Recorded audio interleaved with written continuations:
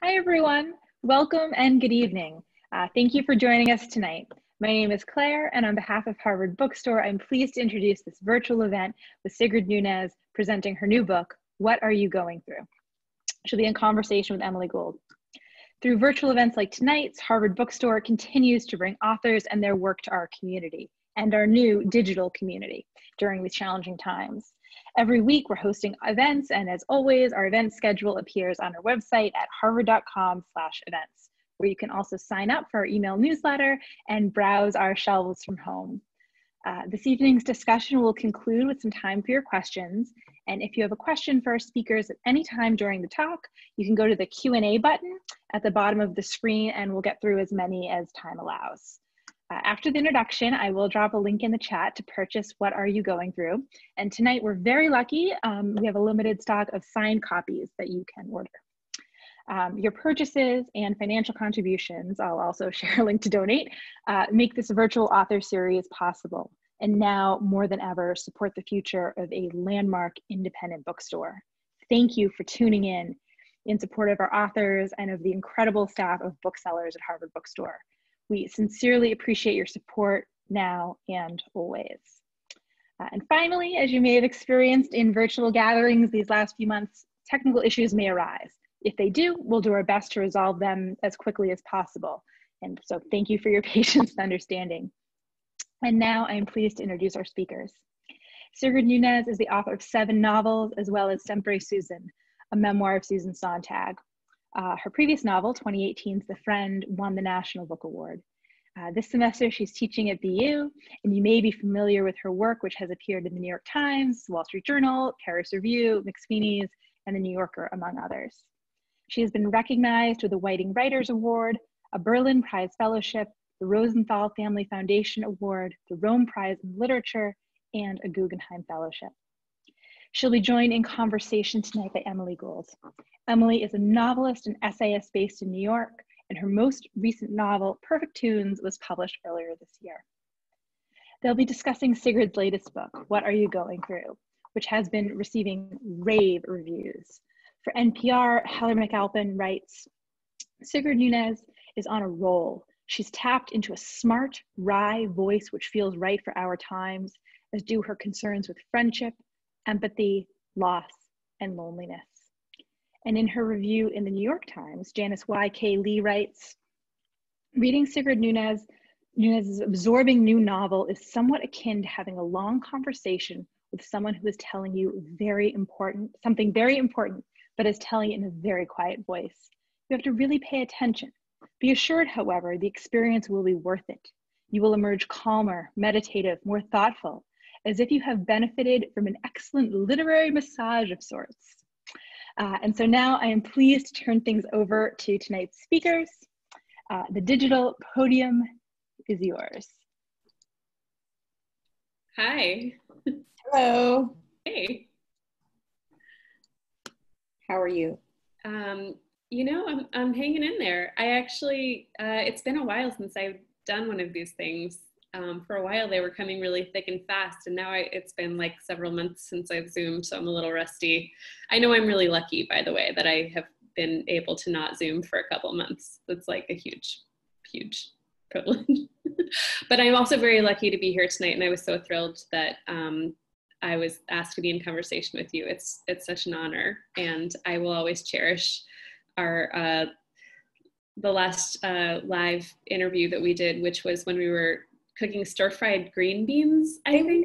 Yes, they were stir-fried green beans for, yes, I remember that very well. We're talking about Sempre Susan. I mean, that seems like a really, really long time ago to me now. I guess, I mean, it was only probably 10 years ago, maybe a little more than that. Yes, no, a little, it was 2011. Wow. So yeah. Well, I no longer have a YouTube cooking show where I try to get authors to open up to me while we cook some sort of food that's related to their books. Surprisingly, that never really got off the ground. Maybe I should bring it back as like a TikTok or something. But it was fun though. We had fun. Well, it was a real treat, and I still think about Sombre Susan a lot and recommend it to people kind of all the time. It comes up a lot. It's so interesting. It seems like a sort of perennially interesting book because it has so many things to offer anyone who's ever like kind of been in a relationship with anyone. I wanted to start by asking a question that I see someone in the Q&A has already asked, and I was just going to kind of toss it out there like a softball to get things started. The title of this book, did you have a controversy ever about whether you were going to have punctuation in it? Other people have brought up the punctuation. First of all, it's not that uncommon, although I can't think of any other examples right now, that to have a question in a title where even though it is a question, the question mark doesn't appear in the title. Now, in this Quo Vadis, for example. All right, in this particular case, what happened was that, okay, so it's taken from the quote, Simone Weil, the love of our neighbor in all its fullness simply means being able to say, what are you going through? And that's from one of her essays. And it does have a question mark because, you know, she's asking that question. She's putting that question into the person's mind. But it never occurred to me that there would be a question mark in the title. And the reason is because I wasn't thinking of it in like something like what's happening or what's up, or, you know, it's not like that. It's more like a statement than a question. It's, you know, I want to know, what are you going through? It implied that, you know, you are going through something. It's like the quote, another quote from the book is, which is often attributed to Plato, which is, be kind because everyone you meet is going through a struggle. There are different ways that that's been quoted. So the assumption is that everybody is going through something. You know, it doesn't, it's just not quite, you know, with the question mark, it looks like you know, a self-help book or something. I mean, it doesn't, or actually the question mark makes it lighter hearted in some way. It's hard to explain. But if you try to imagine it on the cover, what are you going through? It doesn't have the necessary gravitas. So, but it's true, it never occurred to me that it would have a question mark, nor did anyone whose hands it passed through, no agent, no editor, no one, everybody understood immediately why there was no question mark in that title. Perhaps you've reached the point in your career where people no longer undermine major decisions that you've made about your work. Oh, but they would always, I mean, if they thought that there was something wrong or questionable or whatever, they would always, you know, present that. But it didn't, you know, you know, that was another reason why I didn't question it, because it seemed to be understood why there wouldn't be a question mark. We didn't have to have a discussion about it at all. It never came up. Yeah, I mean, I think maybe punctuation in general is a bad idea in titles. Can't think offhand of good like this. Exclamation points are probably not ideal, but I'm there are, unless you're Dr. Seuss. But you know, or the title of like a Broadway musical. but they, you know, but they do make a difference. I mean, they because it's the title, you know, so it's huge then. It's a big question mark, a big exclamation point. I wanted to talk about the evolution of your career because I have read all your books, not in order, but I went back after, I think the last time we talked, after Saint Susan had come out, the only book of yours that I had read was The Last of Her Kind, which was sort of the defining book of like the early part of your career. And then I went back and read everything else that you'd ever written, and then of course everything going forward. Would you say that your career has had distinct stages? Like, do you think of it as having had stages now? Not exactly. Not exactly, because there's been a certain kind of consistency. Like I finish a book and a little bit of time I finish a novel and a little bit of time passes, and then I'm working on another novel, and somewhere in there I also wrote this one nonfiction book, the memoir.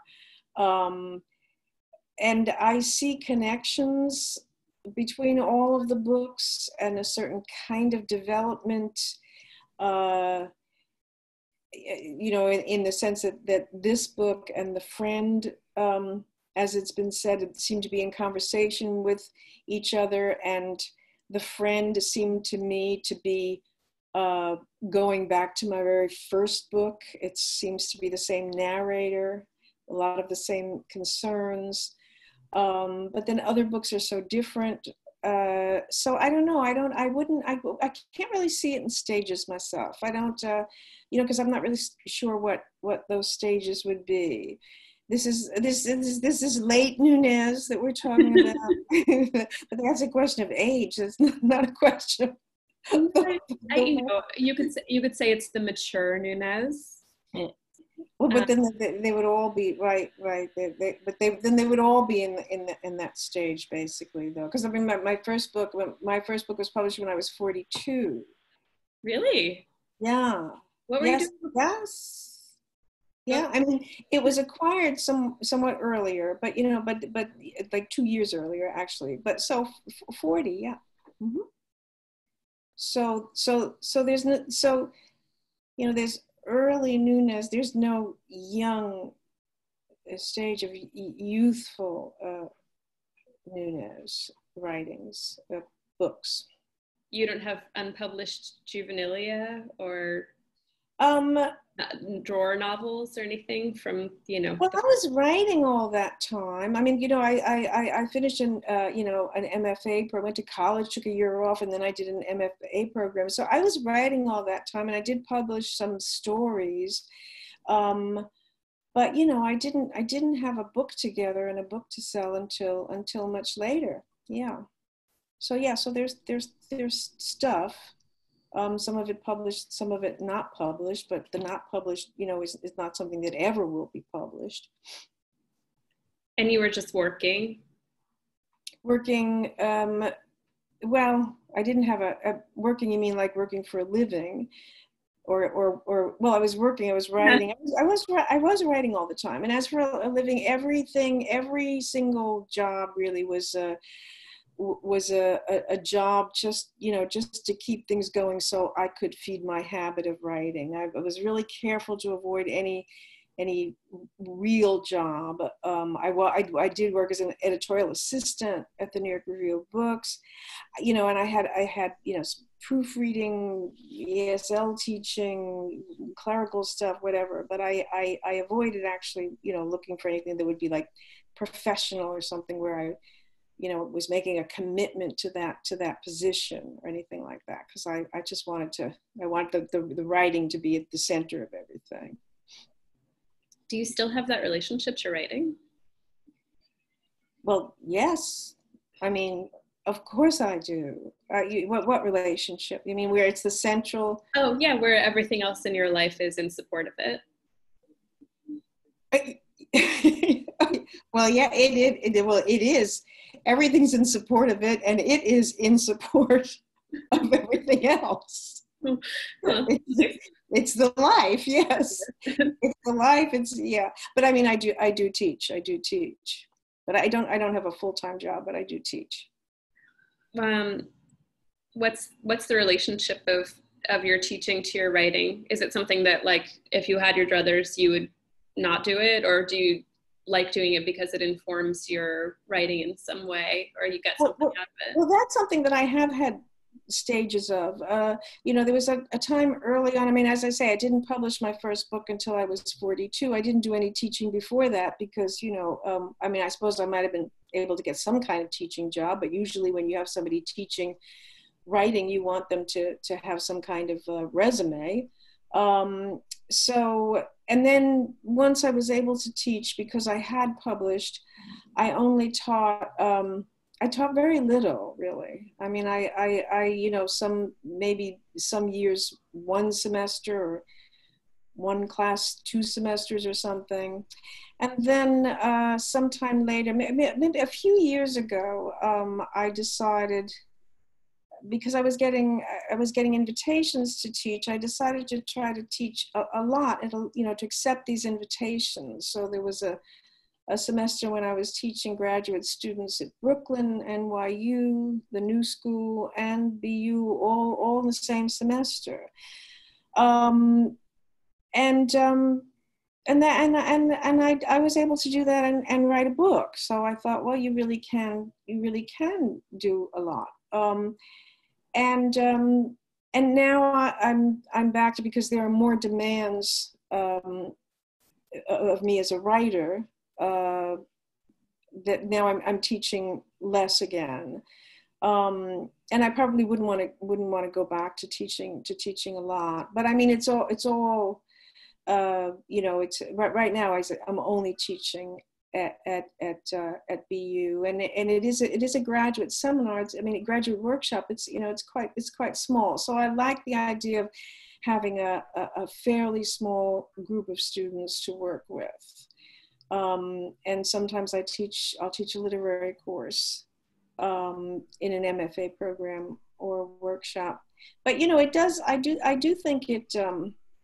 I do think there are ways that I wouldn't have known this if I hadn't done as much teaching as I did. That there really are ways that the teaching, the talking about the writing with the students all the time, that I do think feeds the work. You know, I do think they really do go together. I don't think the teaching is in the way of the writing. Certainly not anymore, or certainly not for me. You know, they go together very well at this point. Good. I mean, that's. I hope that was interesting to someone else. That was very, very, very interesting to me. I wanted to ask also about. I mean, without getting into the sort of very tiresome decoder ring stuff that some reviewers have done with trying to figure out which among the characters in these last 2 books, The Friend and What Are You Going Through, have real life analogs. I wanted to ask about biographical resonances that the narrators of those 2 books have, you know, biographical similarities that they have with you. Specifically, I wanted to ask the narrator of What Are You Going Through is in a situation in a gym where a trainer asks her if she can do 10 burpees, and she does.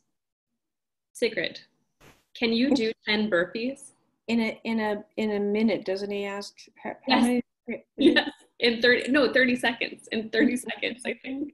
Or maybe it's a minute. You wrote it. I can't remember exactly what it was, and I haven't. And at the time that I wrote that, I was doing them, and since the pandemic, I haven't been doing them because I do them in the gym. Yes, yeah. Wow, that's nuts. I can't do a single burpee. That's bananas. You can't do a single burpee. I find that hard to believe.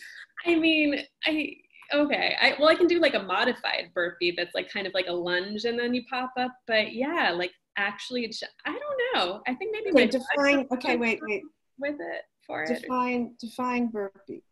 I'm resisting the temptation to like jump up and demonstrate it. There must be listening now, right? You're down, and then you kick your legs back, and you do a push-up, and then you come up, and then you bring your legs in, and then Yeah, you you stand come up. all the way up. You come like all the way up to standing, and then you go all the way back down, and then you come all the way up. Oh wow, all the way up and all the way back. I'm only 5'3". It's not really that far up or that far. Maybe that's the secret. How are you? I'm like 5'7". It's not that much.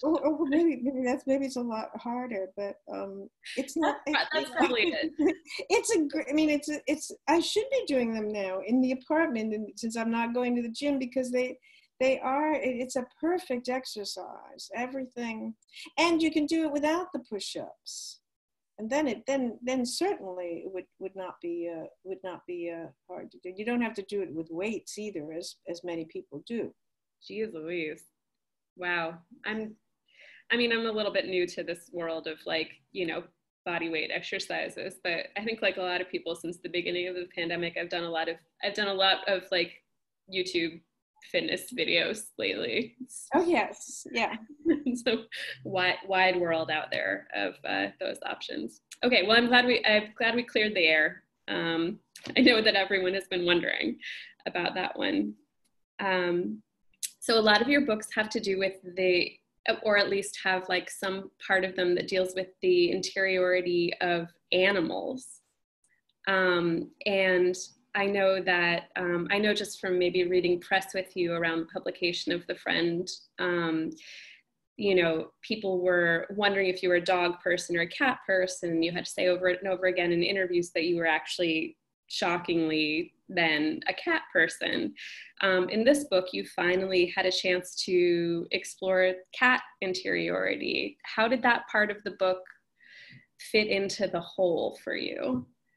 Well, it was an accident, actually, because I didn't think, oh, when I write this book, now I'll put a cat in it, because it wouldn't have occurred to me. Where would a cat fit into this story? But it just so happened that the narrator, she's at an Airbnb, and she knew that the host's other cat had died, and so when she goes there for a second time to stay there, she sees that there's a new kitten, making the host very happy. And the host says that the little kitten is extremely rambunctious and she should be careful to close her door when she goes to sleep so that she's not disturbed. So of course she leaves the door open because she wants the cat to come in, and the cat does. And so when I was writing that part and the cat jumps on the bed and is purring, and suddenly, my imagination allowed the cat to tell its story, just like people in the book have been telling their stories about what they've been through and what they're going through. But because she's falling asleep at the time, I sort of thought of leaving it open that maybe this cat really spoke, and maybe she was just dreaming, because in the morning she says that the cat had told many other tales that night, but this is the only one I remembered in the morning. But anyway, the cat is a rescue cat, and it's only a couple of pages in the book, and never appears again. But that cat, it was pretty easy for any of us to imagine what the backstory of a rescue cat might be. So it was I enjoyed writing it. I really did. It was, and also I think one of the other reasons why I put that in there is, this as a novelist, that you want to do things you're hoping the reader isn't bored. You're not thinking, oh my God, the reader must be so bored, I better throw something new in there. But you do want to have some surprises in your work and, in your story. Something unexpected or something different from everything else that's happened. And there is a certain amount of heaviness in the book. There's a certain amount of very painful and sad things that get said and that happen in that book. And this, even though the cat story is a sad story to some extent, it has a very happy ending. The cat's very happy, and the cat's needs, the cat's needs were so easy to meet. To make this cat happy was so easy. Whereas the book is filled with people, and people. It's very, it's very hard to make people happy. People are quite unsatisfied with their lives and bewildered about how to carry on. They're all going through something. So, and I just thought in this book with all these tales about people's lives, it would be nice to get some animals' voice or story or point of view. But as I say, it came to me when I got to that part in the book. I was sort of thinking of the question that comes up a few times of, not that it's a competition, but the phrase, the saddest story. What is the full, it's the saddest story. It's not the saddest story ever told. That's a Magnetic Fields song, but. It's the first sentence of Ford Madox Ford's The Good Soldier, which is a very great novel. This is the saddest story I have ever heard. And people who are familiar with the book know the level of irony in that statement once you've read that book. But the narrator, after having heard this really depressing story from her friend about her friend's relationship with her only child, her daughter, and how they just from the beginning could have never been able to make that relationship work. It should work. Parents and children, they should work. It doesn't work. It never worked. It's not going to work. And so the narrator says that she thinks of that first line, this is the saddest story I have ever heard. And she says, that's a line that comes to me often, particularly when I hear people tell their stories, when I hear people tell stories about their families, their dysfunctional families. And then that, that comes up a couple of other times in the book. And it seems like everyone in this book is competing to tell the narrator the saddest story the narrator has ever heard. I mean, except that cat who's, the cat is like not even competing. The cat's really small potatoes compared to everybody else who is, yeah. I wanted to ask you, you said something a couple minutes ago that reminded me of how, I don't know really how to ask this, but there's something that you do in all your books that I can't figure out how you do it on a level of craft, because you just sort of weave a spell in terms of, I don't know if it's something that you consciously work towards, but you break a lot of kind of like rules of structure and kind of storytelling in terms, especially in this book and The Friend, in terms of like, oh, you have to set up all of the people who are going to be important characters by this point in the story, and oh, you have to have sort of a physical sense of the world you're in and what the characters look like.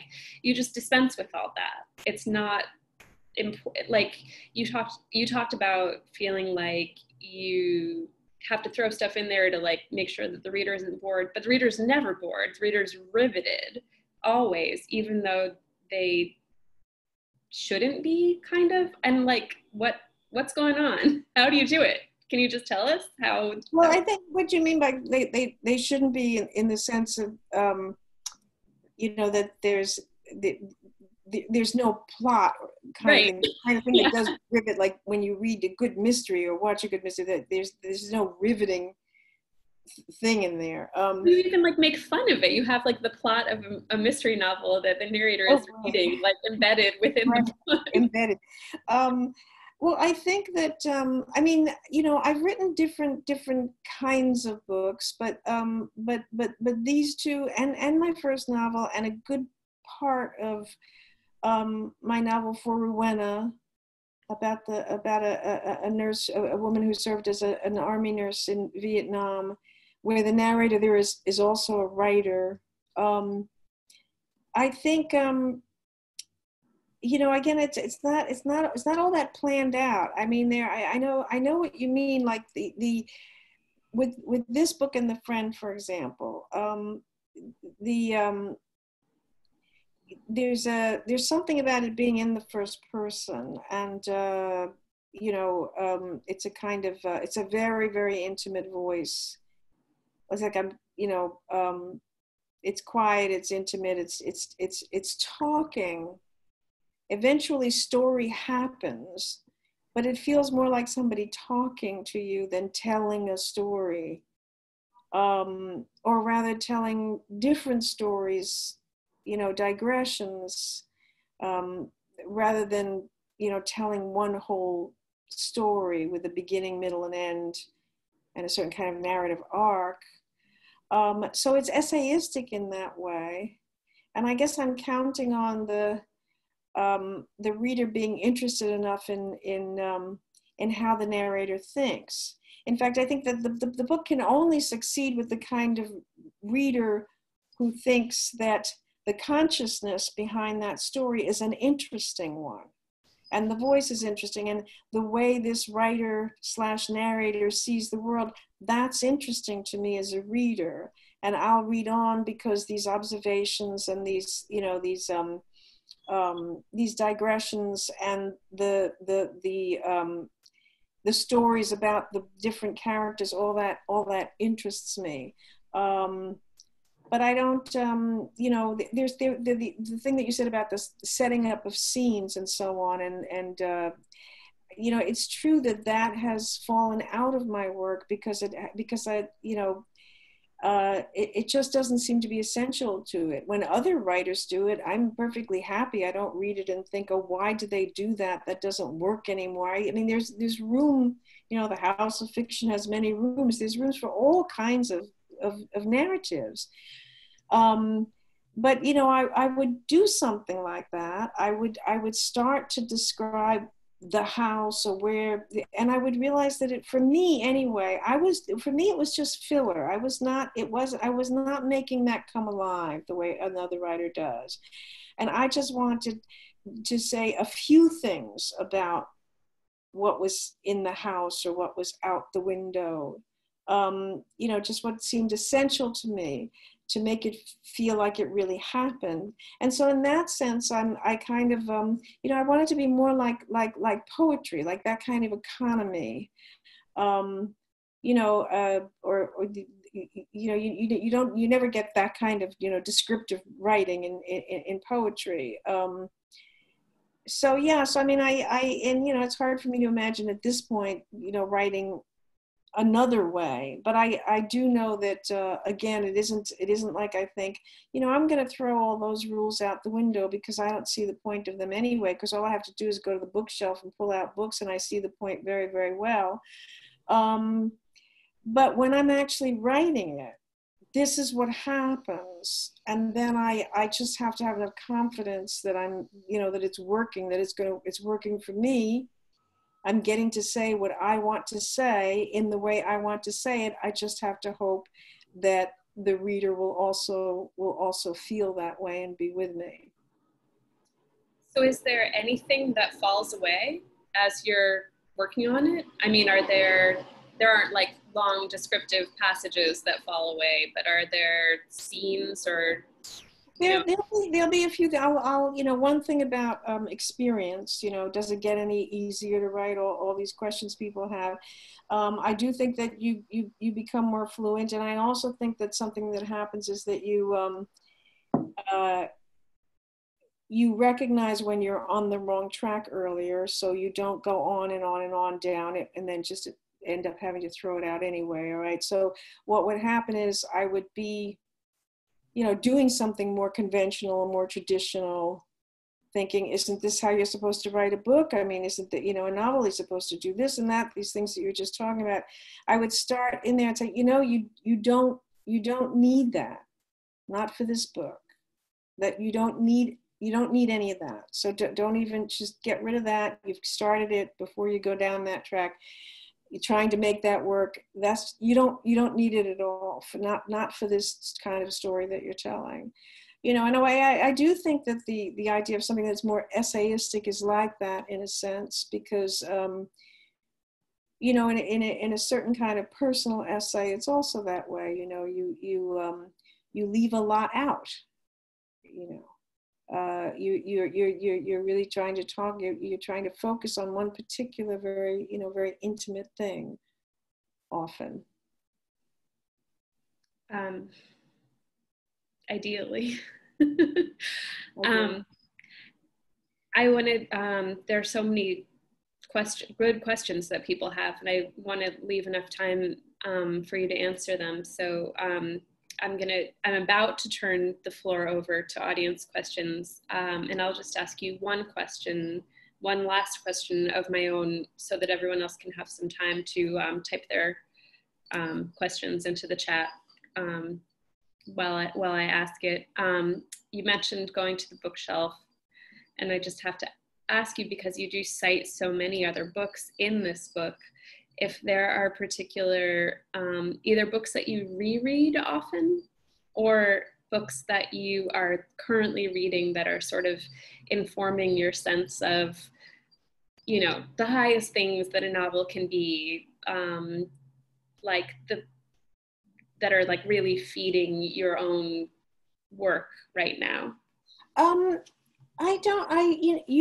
As you know very well, there's just so much going on out there with books. There are just so many books, so many good ones, so much you want to read. And so I don't do a lot of rereading, you know, even when I want to. And then I also am a little bit neurotic about that, because it has happened. I'm sure it's happened to everybody. That experience of going back to a book that you really loved and it meant so much to you, and you reread it and you don't like it anymore, and it really is heartbreaking. I just hate that experience. And I have discovered, as my narrator says in The Friend, that it happens more and more often, particularly as you get older. So, you know, enough of that. But I do reread some. Okay, but so I don't do a lot of rereading, and I don't tend to read anything in particular when I'm working, because I want the freedom to read whatever I want to read at any time, and there's always, you know, lots of stuff. So I will at times, if you know, if I'm writing something particular, I might remember some writer who did something similar, and I'll think that person did this, what I'm trying to do here, really well, as I recall, and I might go back to it for that. But otherwise, there's, you know, it's a huge pool, and there's nothing in particular I do about reading for what I'm writing. I just try to read as much as possible. Someone in the chat, one of the first questions asked about a specific writer, Ingeborg Bachmann. This person wants to know whether she has any particular importance for you as a writer and a woman. Well, yes. I mean, that's a big subject. I mean, I would certainly recommend her work. I can't remember when I first discovered her, but this particular story this particular collection, which is called Three Paths. The story is called Three Paths to a Lake, and I think in English the collection is also called Three Paths to a Lake. That came out in 1972. Is something that I quote from in the book, and then I talk a little bit about her ideas. You know, I mean, she's somebody who believed that fascism was at the root of all male-female relationships, for example. That was a great overstatement of hers. But anyway, she's too much to talk about.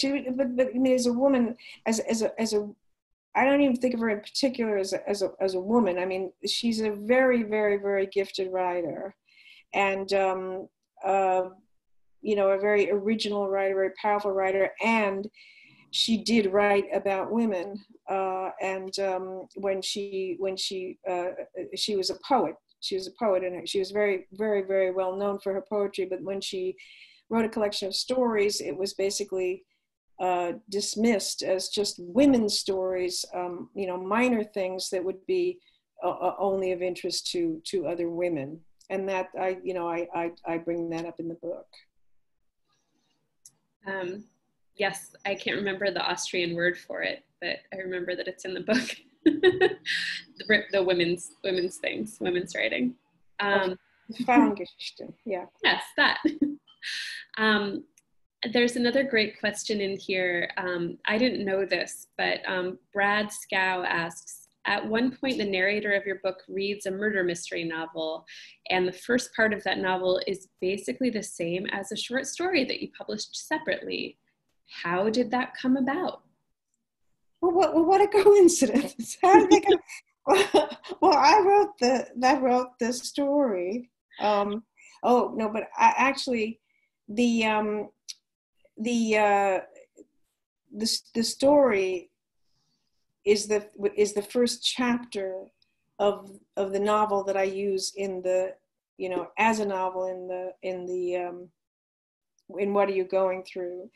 I just used that as my I wanted to have the narrator be reading a mystery novel, and I didn't want to take somebody else's mystery novel and use it as part of my novel.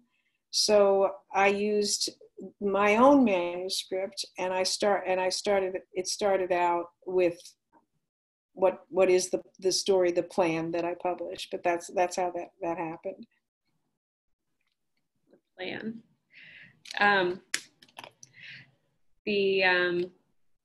There's someone who asks, an anonymous person asks, you said you enjoyed writing the cat story.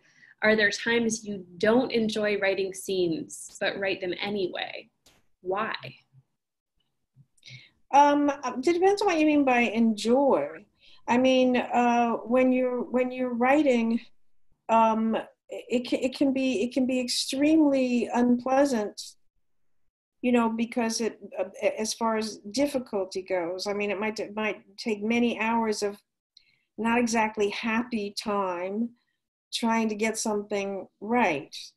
So maybe you wouldn't call that pleasant. On the other hand, writing in general and writing fiction and using my imagination and figuring out what kind of sentences I need to create this scene, it is a big pleasure. So now if there was, chances are, if it's in the book, ultimately it was something I enjoyed writing.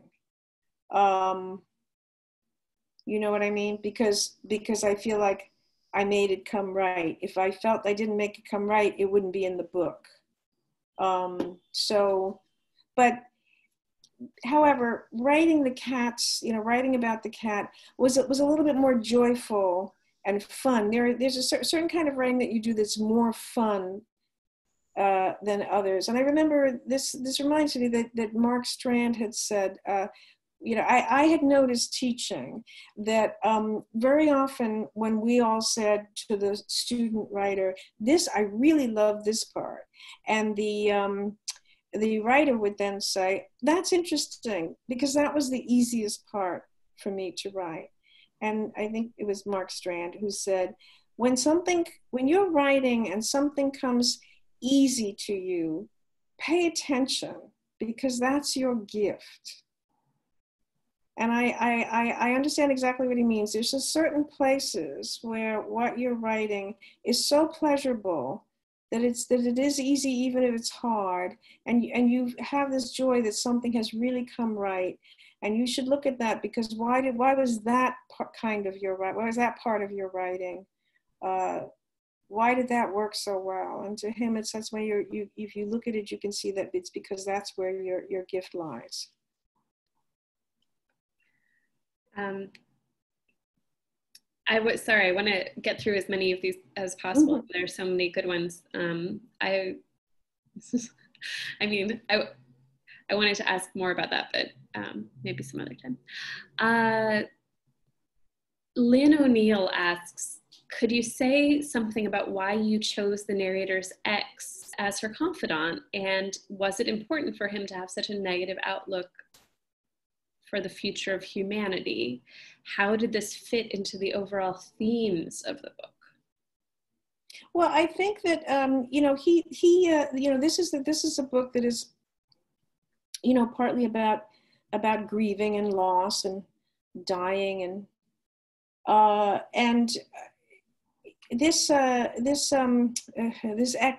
man who is a journalist and now used to write about cultural things, art and culture, and now he only lectures on climate change because that's his big obsession.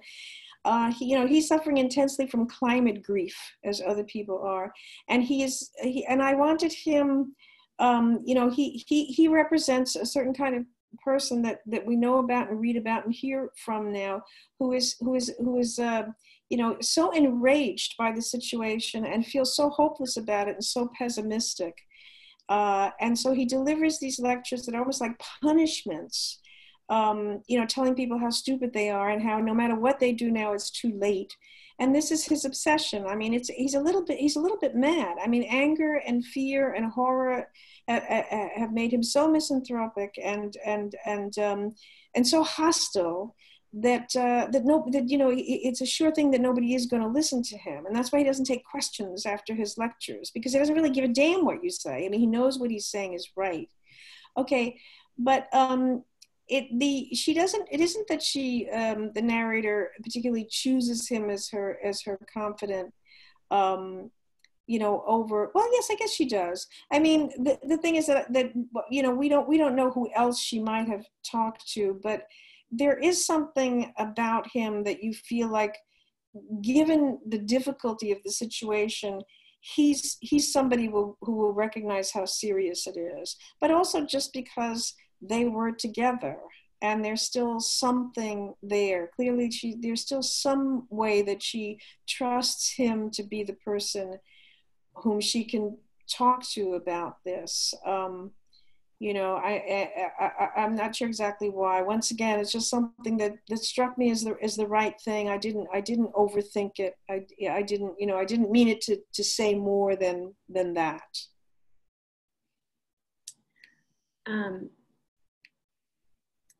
This is also a question that sort of similarly concerns itself with themes. An anonymous person asks how your books come to you. Do you start with a general idea or theme and let it develop as you write? Or do books come to you whole, only needing to be written down? Well, I never start with an idea or a theme, and they never come to you whole, only needing to be written down. I mean, I can't imagine anybody that would be true for anybody. It might be true of a story or a poem, or it could be closer to the truth. But a novel, it just really is. There's just so many building blocks, right? But I would never start with an idea or a theme. I just I start with who's ever going to be speaking or spoken about. I mean, with a narrator of some kind. And usually I just put something down to get started. I just say something about somebody doing something, and then if you do that, you've already committed yourself to certain things. So this book, it came to me simply to say, I guess I did know it was going to be in the first person. I went to hear a man give a talk. I didn't know that man was going to end up being the ex, or even at that moment what he was going to talk about. I didn't really know who I was or where she was going to hear this talk. Was it down the street? Was it in another country, another town, or whatever? But on the other hand, I did have the title. Okay, so you could say that in a broader sense, although I don't think of it as a theme, but that I did feel like I was going to be, there's going to be a choral aspect to this, and that I was going to write about people going through things and telling their stories of going through things. So that answers that, I think. No, that's a great answer. I think we have time. Oh, we have a little tiny bit more time. We have enough time for maybe two more. I know this is a question that you get often, and that everyone gets often, maybe gets a little tired of, but I'm just gonna ask it anyway because I'm really interested in your answer to this one. An anonymous person asks if you can talk about your writing routine, if you have one, and how much time you spend writing per day, and if you need particular environments to be productive. And to that, I would tack on whether that's changed for you in the last 7 months of, global pandemic life. Well, I don't really need much. I mean, I do need quiet, but beyond the desk, I don't need anything special at all. And when I'm working on a book, for example, I really do try to work every day. And it varies. It depends on what else is going on in the day or how well the work is going. But I don't like set the way some writers do. They set a certain amount of time and they don't allow themselves to get up, until those 2, 3, 4 hours have passed. And then, it depends on at what stage I am in the book. If I'm closer to finished, I'll probably be able to work longer. So, it's an absolutely basic, easy routine, which I have not been able to do really since the pandemic started. I did write 2 review essays, which were fairly long and that I spent a lot of time on during that time. But I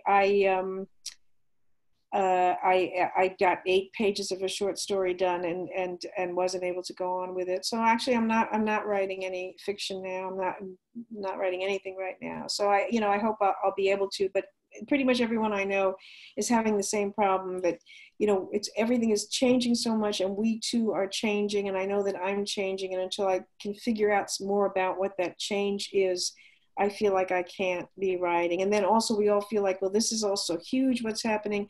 It's hard not to write about it, but it's also close. It's hard to write about it. So we all just, have to see. But how long can you exist like that? I don't know. I don't know. We'll just have to see. Is this the longest you've gone without working on fiction? I don't, no, I've probably gone this long and maybe a little bit longer, I probably have, yeah. What was happening then? Various things. Okay. But nothing like this, nothing quite so overwhelming as this. Right. I think that's, I'm just scrolling through here to see if there's anything else that demands to be answered.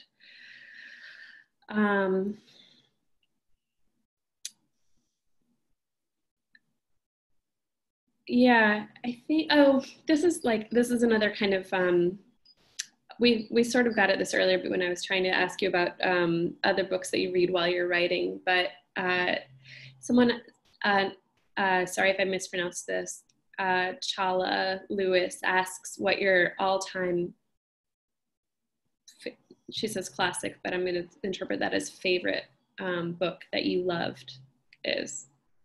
I don't have a favorite book. I'm always amazed that people ask, what is your favorite book, or who are your favorite writers? And then people are able to answer that because, it's just too broad. I mean, books are so different one from another, and writers are so different one from another, that I don't, I just don't have favorites.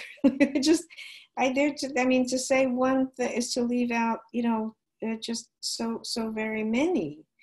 I just want to pin you down on something. So this is a totally unrelated book question, but what was the last book you read?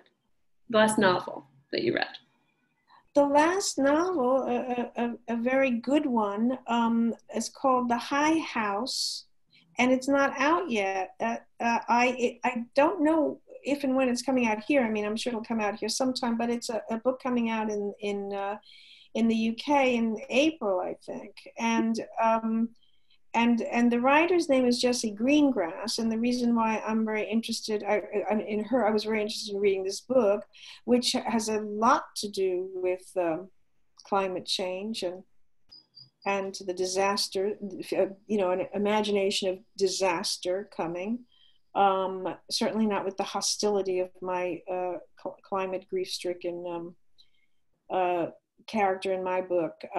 But she wrote a very, very beautiful book about motherhood called Sight. That came out about two years ago. I think it was shortlisted at least for a few prizes. And that book was about the decision to become a mother, which was very tormenting for her. And in between, there were all these wonderful essays of different aspects of science. And there's a grandmother in the book, and it's an auto-fictional book. The grandmother is a Freudian psychoanalyst. So there's all this interesting writing about Freud. So it was a really wonderful book. And The High House, very different from Sight, but a terrific book. Well, I will look forward to reading it. And we'll also look forward to reading whatever you end up writing on the other side of this. Thank you very much. I guess, yeah, I'll turn it back over to our Harvard Bookstore hosts, but I just want to say thank you, Sigrid. This was awesome and such a treat always to get to talk to you. Well, and thank you so much. Sure, anytime. And thank you both. This was just such an interesting event, and there was just so much, wonderful conversation, but joyful conversation too, which I think maybe what we need in this moment. And thank you to all of you out there in cyberspace for spending your evening with us. You can learn more about and purchase Sigrid's book at harvard.com or via the chat and the link in the chat. And on behalf of Harvard Bookstore in Cambridge, Massachusetts, have a great night, keep reading, wear a mask, and please be well. Take care. Bye, everybody. Thank you.